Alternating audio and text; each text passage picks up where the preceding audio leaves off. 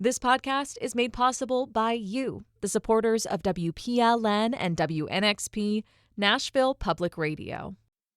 This is the Nashvillager Podcast.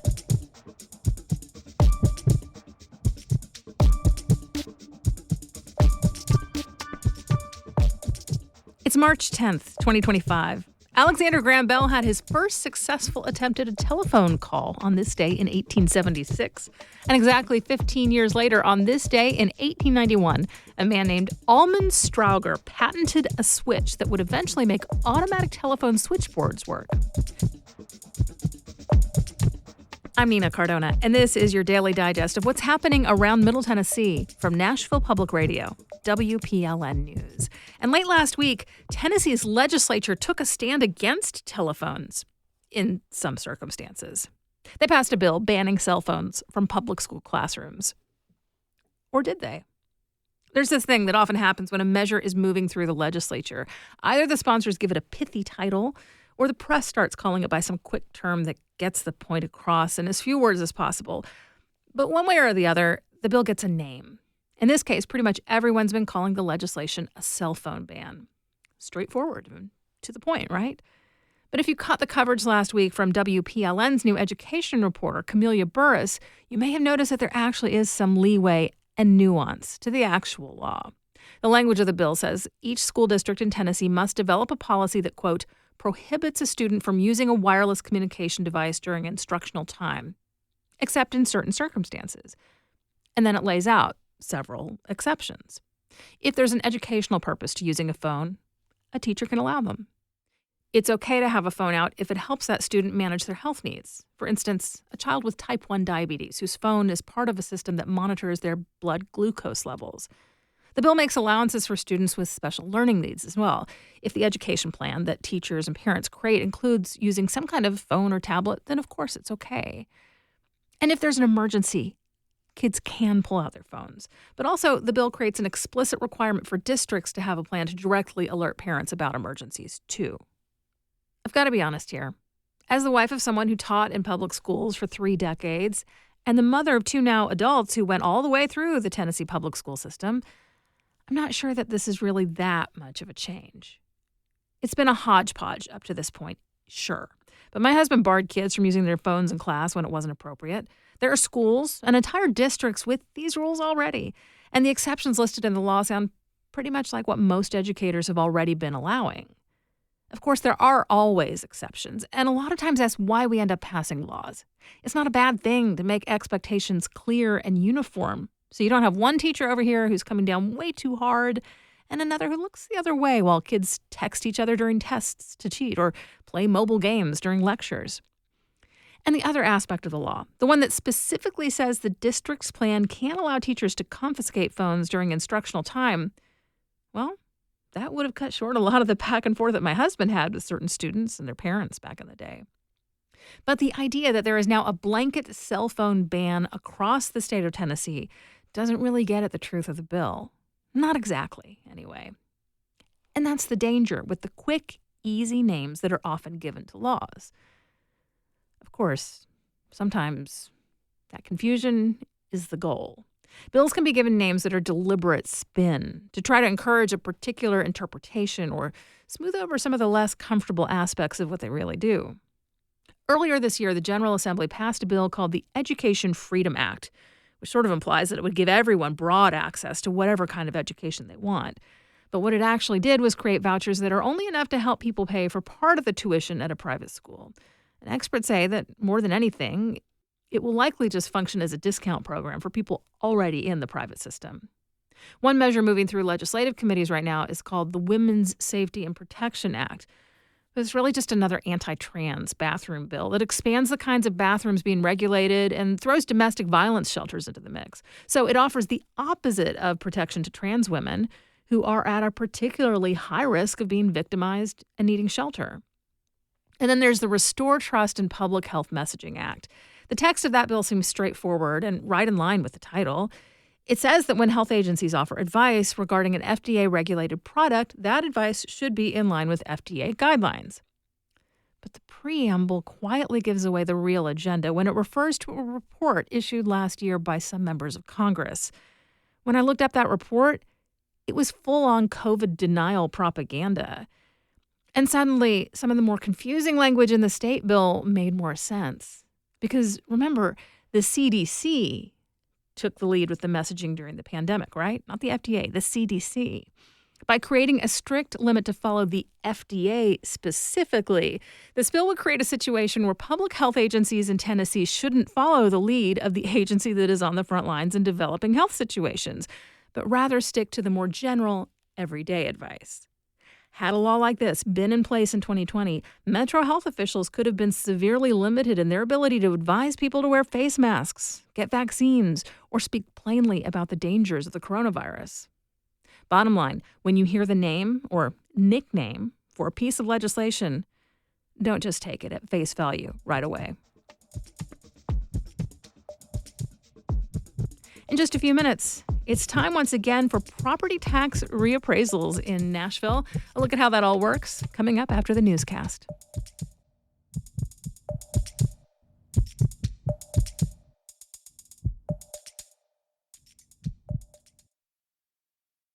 At WPLN, we tell stories about honoring our families. If he become a monk, that means that mom and dad will go to heaven when they pass away. And preserving memories. I never heard of a Rosenwald school. Nobody never told me that's where I went.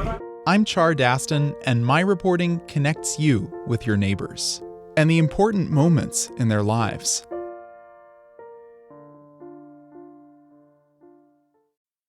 Here's the latest from WPLN News. As the Trump administration works to crack down on academic and research institutions, local science supporters have been organizing. Hundreds of protesters filled the Tennessee State Capitol steps in downtown Nashville on Friday. They were demonstrating against cuts to science funding programs like grants from the National Institutes of Health and the National Science Foundation. Those grants help projects like cancer research. They were also protesting censorship efforts like bans on the words diversity, equity, and gender in publicly funded programs. One of the speakers was Dr. Chuck Sanders, a chemical biologist and a dean of research at one of the local medical schools. He said the protests were necessary to get the greater public on board, and that this is just the beginning. This rally and the others taking place across the country are just a modest start for what is likely to be a prolonged and difficult struggle to restore forward thinking and the pursuit and support of science. I encourage all of us to be optimistic about our fellow citizens, even those who firmly disagree with us. Speakers and signs focused on protecting different kinds of science, like meteorology that makes accurate weather advisories and technology that makes energy efficiency possible. But most focused on public health work, like preventing measles, which has recently killed Americans for the first time in a decade. Congressional leaders are considering major cuts to Medicaid, the health insurance program known as TennCare here in Tennessee. If the Medicaid cuts go through, nearly 500,000 Tennesseans could lose coverage. That's according to a study by legislative researchers who work for Democrats in the U.S. House and Senate. More than 200,000 children would no longer have access to TennCare, and 1 in 5 of the state's seniors would lose their nursing home care. The proposed cutbacks are intended to offset an extension of the Trump tax cuts, which are expected to cost about $4.5 trillion over the next decade. Well, this is something we haven't heard in a few months. Home sales in Nashville are down. They're at least 5% lower than this same period in 2024, according to Greater Nashville Realtors. It's the first time since August that the group has reported a decrease in home closings. As for the inventory of available homes, the number is significantly higher than a year ago, up 22%. The Realtors Group says that makes it a buyer's market this spring with greater choice and opportunity. Higher grocery costs are impacting some local efforts to help those in need of food. As families feel the pressure of rising costs, more are turning to food banks, and some of those services are struggling to meet increased demand. News Channel 5 reports the Storehouse Food Pantry in Manchester has seen a 6-fold increase in the number of people it helps since 2018. The agency is located in Coffee County, where the food insecurity rate is higher than the state average, according to a 2019 study by Vanderbilt Health. The Storehouse is offering fewer boxes of food per family in its effort to continue meeting the community's needs. Opponents to Nashville's transit plan have moved to the next stop in their court case.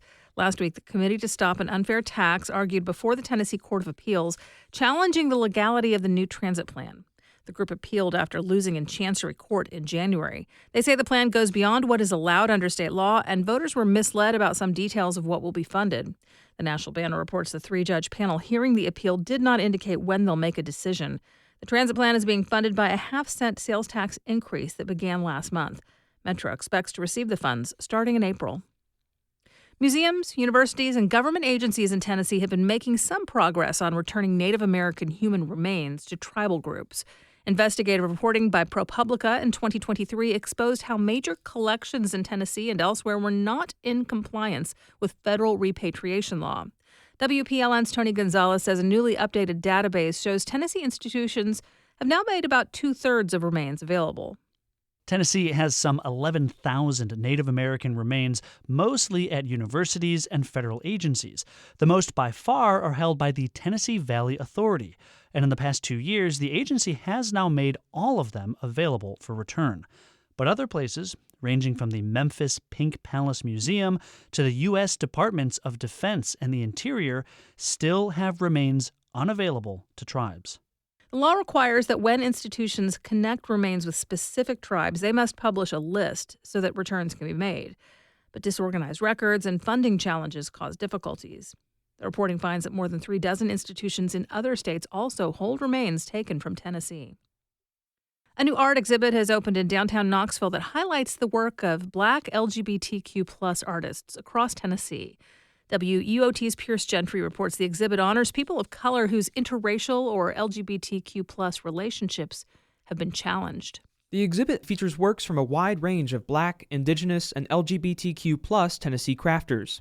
Carlotta Contreras-Cotterby co-curated the exhibit, herself a Filipino immigrant in an interracial marriage. It's about love. It's about loving ourselves, loving our queer and interracial artists, and people in the community, just loving them and letting them love who they want to love. The nonprofit Tennessee Craft is curating and presenting the event as part of its Crafting Blackness initiative, which seeks to highlight a century of Black crafting tradition in Tennessee from 1920 to 2020. The gallery is open to the public from March 7th through 29th. I'm Pierce Gentry, WUOT News.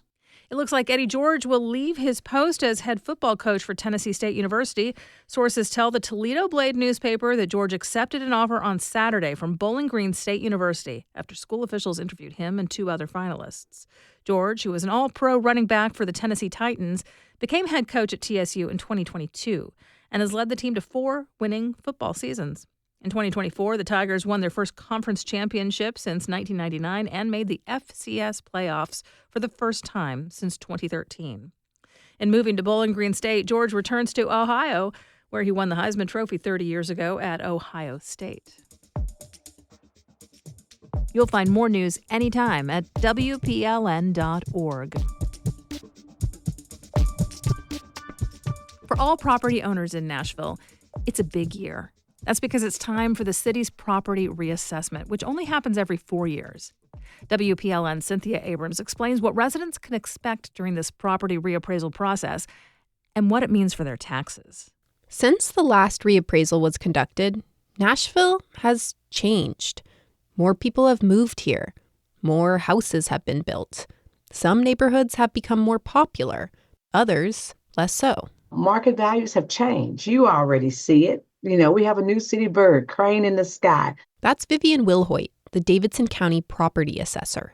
All of these market conditions, along with square footage, amenities, sales nearby, can impact property values. That's why it's Wilhoit's year to reassess. Her office has been evaluating the 281,000 parcels across Davidson County. Some homes have technically been appraised in the last 4 years. That is, if they were bought or sold. But the job here is that all properties get a look. Wilhoit says the reappraisal is equally as important if your home value went up, or the opposite. Those property owners in those areas where values have not gone on so much, we want to make sure that they're not paying more than their fair share in carrying the tax burden. The value of homes has an impact on you, on what your tax bill will be, and on the city, in how much revenue it takes in. Dr. Kara Smith, an economist at Belmont, says these property revenues are a key part of the city budget. It's more than half of our total revenue in Davidson County, right at half, a little bit more. That makes it really key as a source of revenue for any new initiatives that are going to come about. That's especially true coming off of last year's flat revenues, and with this year looking largely the same. The cost of hiring is going up, the cost of materials is going up, and so without some additional revenue, at least a little bit, it's hard to even cover the same expenses that we've had in past years. But how the city gets this money is complicated. Metro isn't allowed to take in more property taxes during a reappraisal year. According to Tennessee law, you can't just leave the rate exactly where it is now, because then we would see a huge increase in revenue for the county. The city adjusts the tax rate to keep things level, or revenue neutral. So if property values are rising, the tax rate will calibrate down. So how does the city ever gather more property revenues? There is a way. In the past, mayors and council members have timed tax rate increases to follow reappraisal years. And while Metro relies on these increases, they impact residents. Take Tim Jester, who has lived in Old Hickory for the past decade. It's just picturesque. There are not many places in Nashville where there's sidewalk-lined, tree-lined streets. It's right on the water. Through his work as a financial advisor, Jester's been able to weather the tax increases. But says if he were entering the home buying market now, it might be a different story. Buying the home that we're in now, at the value it is now and at the way interest rates are now, would not be financially wise on our part. For some, there are ways to minimize the tax burden. There are programs for certain veterans, people with disabilities, and seniors that can freeze the rate or relieve them of their property taxes. Sam McCullough is one of those seniors interested in the freeze program. He says without it, he'd be in a pretty tough situation. Probably going to live somewhere in public housing because or a cheaper house or something. I couldn't maintain all of this with those kind of taxes. McCullough has lived in Cleveland Park for nearly all his life. Now, at 66, he resides in the house his parents bought back in the 1970s. But over the years, many of his neighbors have been displaced. I'd kill a rock about this neighborhood. It's been home. It's been home. But it doesn't feel like home a lot now. As the city carries out its reappraisal and considers the tax rate, there will be an impact on people like McCullough and his neighbors. Cynthia Abrams, WPLN News. For those concerned about the reappraisal or its impact on tax rates, Property Assessor Will Hoyt is hosting a series of presentations about the process across the county. The next is set for March 12th in Madison.